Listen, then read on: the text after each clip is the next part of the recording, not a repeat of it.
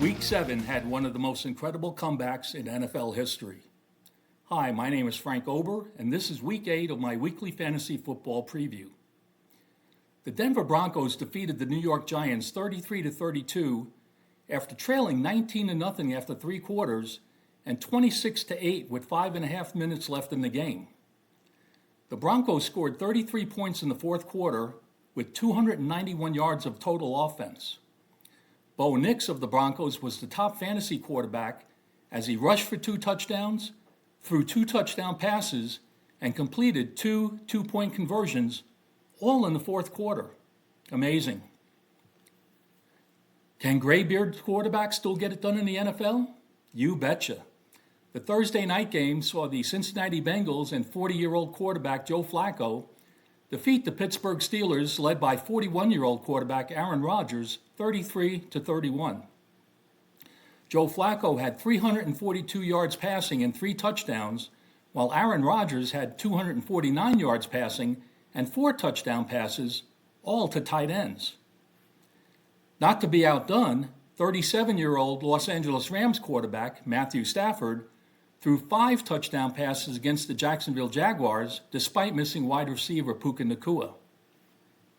Quarterback Justin Herbert of the Los Angeles Chargers deserves recognition for 451 total yards of offense and 3 touchdown passes, all in a losing effort. Running back Jahmyr Gibbs of the Detroit Lions and Christian McCaffrey of the San Francisco 49ers both had over 200 scrimmage yards and 2 touchdowns. Running back Jonathan Taylor of the Indianapolis Colts continued his monster season with 3 touchdowns. This is the 3rd time in the last 5 games he has scored 3 touchdowns.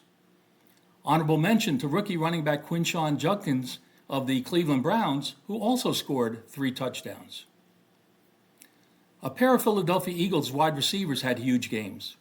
Devontae Smith had 183 receiving yards and a long touchdown, while A.J. Brown had 121 yards receiving and 2 touchdowns.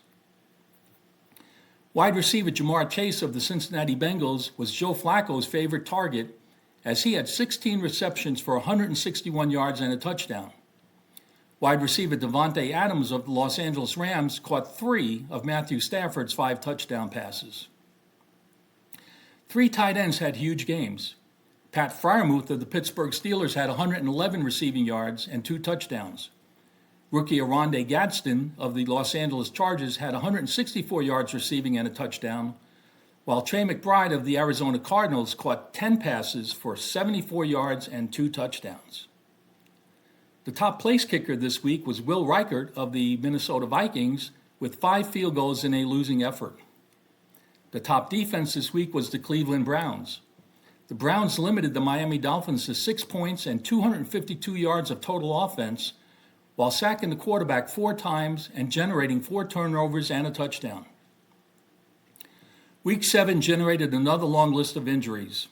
Washington Commanders quarterback Jayden Daniels, who just returned to the lineup, injured his hamstring, while quarterback Bryce Young of the Carolina Panthers left the game with an ankle injury. Running back Kendre Miller of the New Orleans Saints tore his ACL and is out for the year. Several wide receivers were injured.